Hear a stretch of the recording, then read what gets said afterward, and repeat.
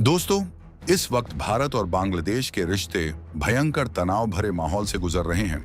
बंगाल चुनावों के ठीक 48 घंटे बाद बीएसएफ ने जो बांग्लादेश बॉर्डर पर जो अवैध घुसपैठियों को ठोक कर मिशन किया, उसके बाद बांग्लादेश की सरकार भारत से बिफर गई है और भारत को कुछ ऐसा मैसेज दिया है जिसके बाद अब भारत ने गुस्से भरे तेवर से बांग्लादेश की अक्ल को ठिकाने लगाने का फैसला किया है।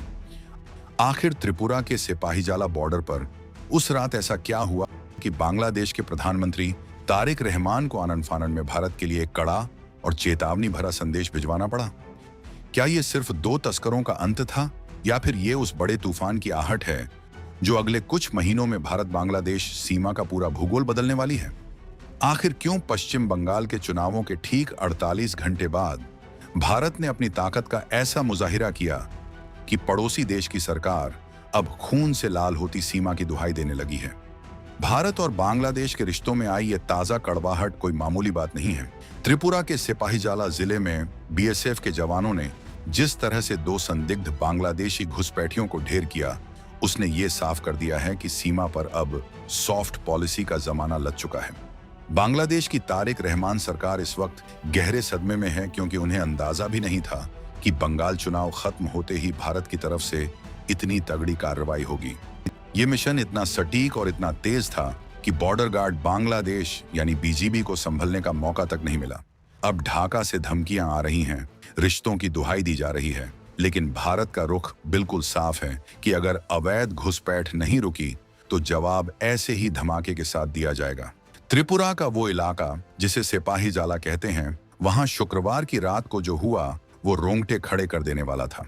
घने जंगलों और कंटीली तारों के बीच से कुछ लोग भारत की सीमा में घुसने की कोशिश कर रहे थे।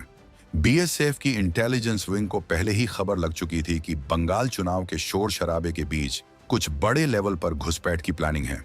जैसे ही तस्करों ने बॉर्डर पार करने की हिम्मत की, बीएसएफ के जांबाज जवानों ने उन्हें सरेंडर करने की चेतावनी दी। लेकिन जब दूसरी तरफ से हलचल तेज हुई तो जवानों ने अपनी राइफलों का मुंह खोल दिया। दो तस्कर वहीं ढेर हो गए। ये खबर आग की तरह फैली और बांग्लादेश में हड़कंप मच गया। इस कार्रवाई के ठीक बाद बांग्लादेश के प्रधानमंत्री तारिक रहमान के राजनीतिक सलाहकार रूहुल कबीर रिजवी का बयान आता है। वो कहते हैं कि अगर सीमा बार बार खून से लाल होती रहेगी तो अच्छे रिश्ते कायम नहीं रह सकते। ये सीधी सीधी धमकी है या फिर एक डर? असल में ये तारिक रहमान सरकार का वो खौफ है जो उन्हें सोने नहीं दे रहा। बांग्लादेश में सत्ता परिवर्तन के बाद से ही वहां की बीएनपी सरकार भारत के खिलाफ माहौल बनाने की कोशिश कर रही है, लेकिन जब भारत ने सीमा पर अपनी सख्ती दिखाई तो अब वो दोस्ती का चोला ओढ़कर नसीहत देने पर उतर आए हैं। पश्चिम बंगाल के चुनाव खत्म हुए अभी 2 दिन भी नहीं हुए थे और भारत ने अपना इरादा साफ कर दिया। सालों से जो घुसपैठ एक बड़ा सिरदर्द बनी हुई थी, उस पर अब सीधे वार हो रहे हैं। बांग्लादेश को लग रहा था कि भारत चुनावों में व्यस्त है और इस बीच वो अपने एजेंडे को आगे बढ़ा देगा, लेकिन उसे क्या पता था कि बीएसएफ की नजरें गिद्ध की तरह सीमा पर जमी हुई हैं। इस मिशन ने यह साबित कर दिया है कि भारत की नेशनल सिक्योरिटी किसी भी राजनीतिक माहौल से ऊपर है।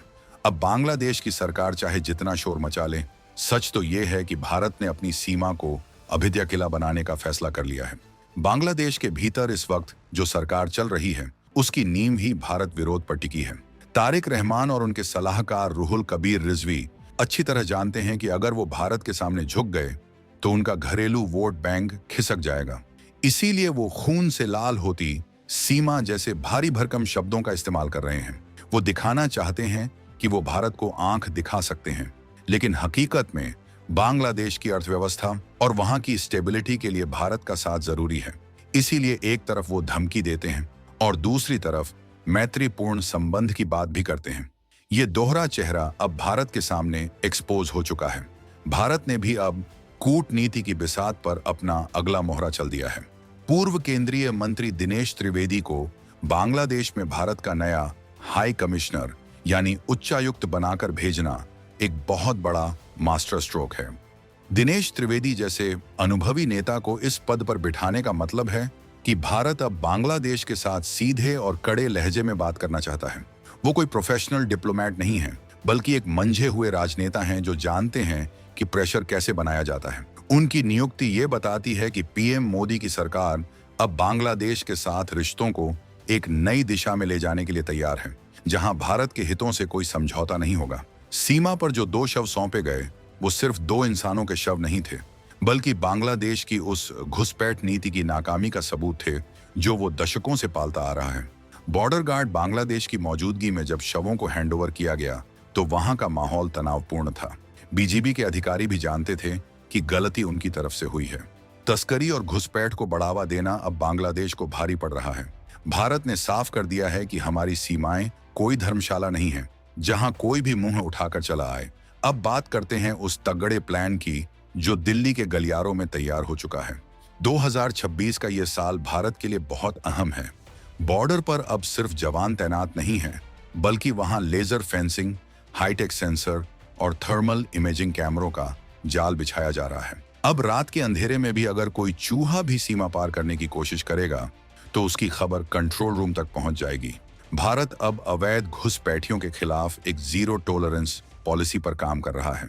इसके तहत न सिर्फ बॉर्डर पर सख्ती बढ़ाई गई है, बल्कि जो लोग अंदर घुस चुके हैं उनकी पहचान करने का सिस्टम भी और मजबूत किया जा रहा है।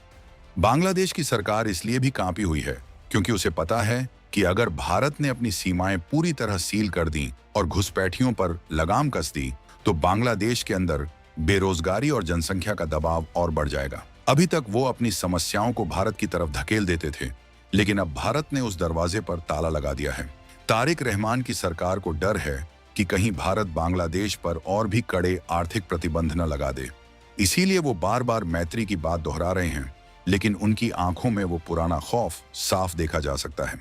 ब्राह्मणबरिया सीमा पर भी ऐसी ही घटना हुई, जहां फिर से गोलीबारी की खबरें आईं। ये घटनाएं इत्तेफाक नहीं हैं, ये भारत की उस स्ट्रेटजी का हिस्सा है जिसमें दुश्मन को संभलने का मौका ही न दिया जाए। सीमा सुरक्षा बल के पास अब क्लियर ऑर्डर हैं कि अगर कोई संदिग्ध गतिविधि दिखे और चेतावनी के बाद भी न रुके तो उसे वहीं ढेर कर दिया जाए। कोई बातचीत नहीं, कोई लंबी कागजी कार्रवाई नहीं, सीधा एक्शन। यही वो भाषा है जो घुसपैठियों और उनके आकाओं को समझ आती है। दिनेश त्रिवेदी की नियुक्ति के पीछे एक और बड़ा कारण है। पश्चिम बंगाल की राजनीति और वहां की सीमावर्ती समस्याओं को वो बखूबी समझते हैं। उन्हें पता है कि कैसे घुसपैठ के जरिए भारत की डेमोग्राफी यानी जनसंख्या के संतुलन को बिगाड़ने की कोशिश की जा रही है। जब वो ढाका में भारत की कमान संभालेंगे तो उनके एजेंडे में सबसे ऊपर यही मुद्दा होगा। बांग्लादेश को ये समझना होगा कि अब वो भारत को पुराने चश्मे से नहीं देख सकता। ये वो भारत है जो घर में घुसकर मारना भी जानता है और अपनी सीमाओं की रक्षा के लिए दुनिया के किसी भी दबाव को ठुकरा देना भी। बांग्लादेश की नेशनलिस्ट पार्टी यानी बीएनपी के नेता रुहुल कबीर रिजवी ने कहा कि भारत के लोग भी ऐसी घटनाएं नहीं देखना चाहते। ये बहुत ही चालाकी भरा बयान है। वो भारत की जनता को अपनी सरकार के खिलाफ उकसाने की कोशिश कर रहे हैं, लेकिन उन्हें शायद ये नहीं पता कि भारत का हर नागरिक अपनी सीमाओं की सुरक्षा चाहता है। घुसपैठ से जो अपराध और जो असुरक्षा पैदा होती है, उसका दर्द भारत के लोग पिछले कई दशकों से झेल रहे हैं। इसलिए रिजवी साहब की ये सहानुभूति भारत में काम करने वाली नहीं है। भारत ने जिस तरह से दिनेश त्रिवेदी को मैदान में उतारा है, उससे यह भी संकेत मिलता है कि भारत अब बांग्लादेश के साथ ट्रेड और कॉमर्स के साथ साथ सिक्योरिटी को भी उतनी ही तवज्जो देगा। हम आपके साथ बिजनेस करेंगे, हम आपकी मदद करेंगे, लेकिन हमारी पीठ में छुरा घोंपने की इजाजत किसी को नहीं देंगे।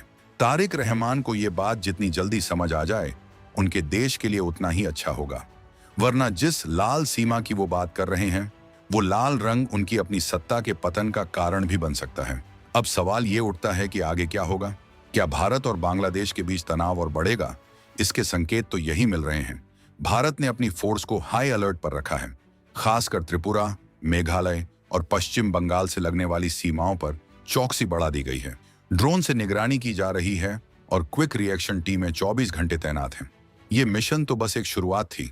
आने वाले दिनों में आप देखेंगे कि भारत कैसे अपनी सीमाओं पर अपनी पकड़ और मजबूत करता है। तारिक रहमान की सरकार को यह भी समझना होगा कि भारत अब उनकी धमकियों से डरने वाला नहीं है। अगर वो मैत्रीपूर्ण संबंध चाहते हैं तो उन्हें अपने देश से होने वाली तस्करी और घुसपैठ को जड़ से खत्म करना होगा।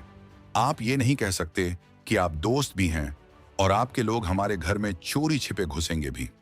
दोस्ती बराबरी और सम्मान पर टिकी होती है, और सम्मान तभी मिलता है जब आप दूसरे की संप्रभुता का आदर करें। भारत ने हमेशा बड़े भाई की भूमिका निभाई है, लेकिन अब वो बड़े भाई के साथ साथ एक सख्त गार्ड की भूमिका में भी है। ये जो रात के अंधेरे में मिशन हुआ, उसने ढाका में बैठे नीति निर्धारकों को ये सोचने पर मजबूर कर दिया है कि क्या वो वाकई भारत के साथ टकराव मोल लेना चाहते हैं। भारत की बीएसएफ अब सिर्फ एक फोर्स नहीं है, बल्कि वो भारत के आत्मसम्मान की ढाल बन चुकी है। तस्करों को मार गिराना सिर्फ एक ऑपरेशनल सक्सेस नहीं है, ये एक पॉलिटिकल मैसेज भी है। मैसेज ये कि भारत की सरजमी पर अब किसी भी घुसपैठिए के लिए कोई जगह नहीं है। 2026 का ये दौर भारत के उदय का दौर है। हमारी नीतियां अब डिफेंसिव नहीं बल्कि प्रोएक्टिव हैं। हम खतरे का इंतजार नहीं करते, बल्कि उसे आने से पहले ही खत्म कर देते हैं। त्रिपुरा के सिपाहीजाला की वो गोलियां पूरी दुनिया को बता रही हैं कि भारत अब अपनी सुरक्षा के लिए किसी भी हद तक जा सकता है। बांग्लादेश को अपनी रणनीति बदलनी होगी, वरना उसे हर दिन ऐसे ही झटके लगते रहेंगे।